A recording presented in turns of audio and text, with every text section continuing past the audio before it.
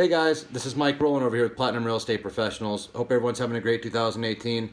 I am so far, just grinding every day. Wanted to do something different in 2018. I felt that 2017 was a really great year, but I always want to grow. And one thing I really wanted to pinpoint as far as growth was just reading more, learning more about not just real estate, but sales, being an entrepreneur, growing, expanding, whether mentally from a business aspect, just different avenues of growth. And I think reading is super important and very I don't know, just a lot of people don't do it.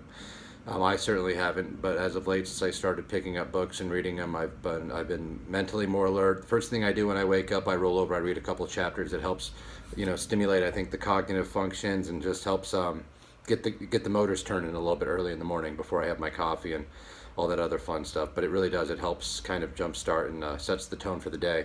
But anyways, I wanted to go over book one. I wanted to read a book a week. I guess I was pretty lofty goals. I knocked it out in 10 days, so almost there. But I don't know if I have the time to, or if I read fast enough even to get through a book in a week. But I did. The first book of the 2018 I did was a great book. I strongly recommend it, not just to people in real estate, although it's geared towards people in real estate, but to anybody in sales. It has some great techniques in it, a bunch of sound advice, and it's a quick, interesting read. But it's Gary Keller's The Millionaire Real Estate Agent.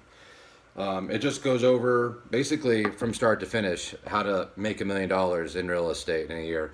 It goes over in fine detail. It's not just gross, it's netting, and it goes over your overhead, taxes, how many listing appointments that you need, X amount here to this. It's knowing your numbers, which anybody who's a successful real estate agent or broker knows that if you don't know your numbers, you might be in trouble. Or if you don't know your numbers, you're missing out, because knowing your numbers is vital to obviously what you're putting out as far as marketing and stuff, but also just getting your business dialed in, learning that if you can set X amount of appointments, well, statistically you're going to close this many deals per month, and you can start kind of planning what your income is going to be. In real estate, it's kind of tough. It's it's not a consistent paycheck. We live off of deal per deal, so it's important on that aspect alone to know your numbers. And this goes over in fine detail, all that stuff. But I just want to talk about a couple things that I picked up from the book.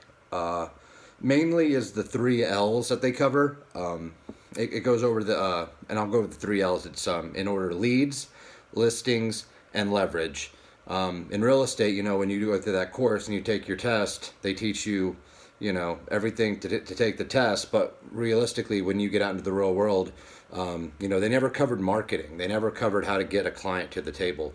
How do you overcome wanting to, if you came from a background that wasn't real estate, and how do you convince somebody, whether they're even your best friend, your brother, your sister, whoever, to use you, purchasing a property.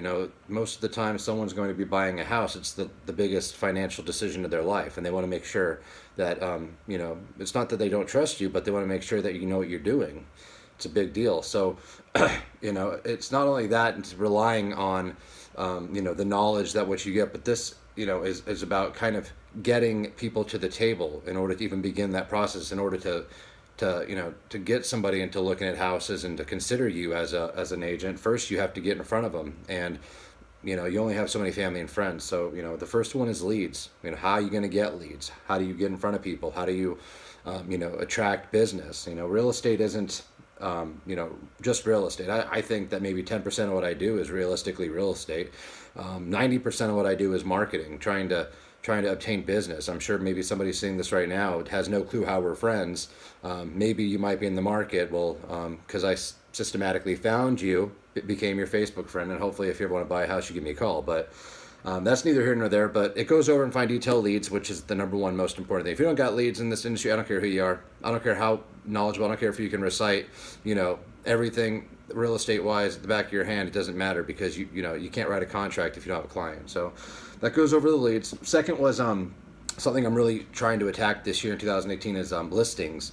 I don't know, for me at least, starting out first year or 2, 3 years, it's you're dealing mostly with buyers, and you're running around and hair on fire. You got to show them many properties in this market too. You want to show them that day or within 24 hours to get a shot in some of these properties that are going quick. So it's, hair on fire. You leave town for a week, you might lose a client or two. It's just, this is how it is. So it can be frustrating in that regard unless you have a team around you that can help.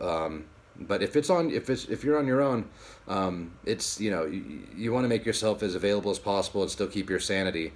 So in this regard, it goes over listings and how if you master the listings, you can pretty much master your market.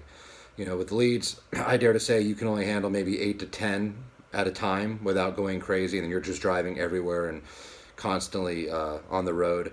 You can't go on a vacation, like I said. Good luck doing that. But if you have listings, I mean, realistically, of course, they need attention and they need to be taken care of. But it's more of a stationary position having listings, for the most part. Obviously, you got to get it set up and stuff. But once you're dialed in and you've got the listing, and you can kind of sit back and have the buyer's agents do all the running around, which I've been there, so I'm not putting it on them, but that is the nature of things.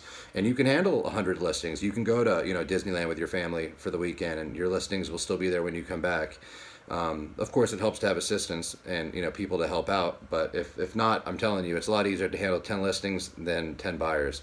So it goes over just the power of listings, which again is something I focused on 2018. So this was a really good read for me. And then the third was leverage. Leverage meaning like systems. Once again, having assistants helping you out, just being in different places at once if possible.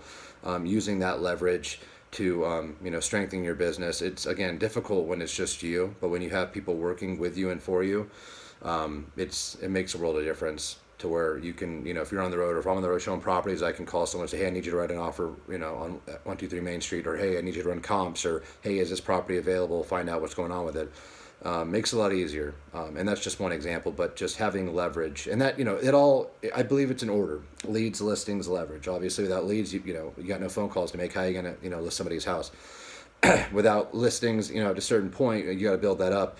How are you going to, get a staff? You're going to need to be able to pay them, obviously. So it goes over all that, and it's literally from starting out as a real estate agent to where you're eventually, if in a perfect world, you've established your empire of your real estate business and you've hired somebody to replace you, and you can retire at age whatever it is and go make your passive income, or you're still making a little bit of money off your business, and then hopefully you saved for the future and your 401k, your retirement, and maybe some investment properties, but where you can kind of take a step back and somebody else is kind of driving it, and you just sit back and make some money that way. But it goes from the beginning to the end, and it's a very incredible book, very detailed. I strongly recommend it. Again, it's The Millionaire Real Estate Agent by Gary Keller. If you haven't read it and you're just looking for something as far as real estate books to kind of get you going, get you excited, this is something that I definitely would consider. So this is book number 1 out of 2018 that I'm going for, but it's definitely a good one, and one that I would recommend. So pick it up.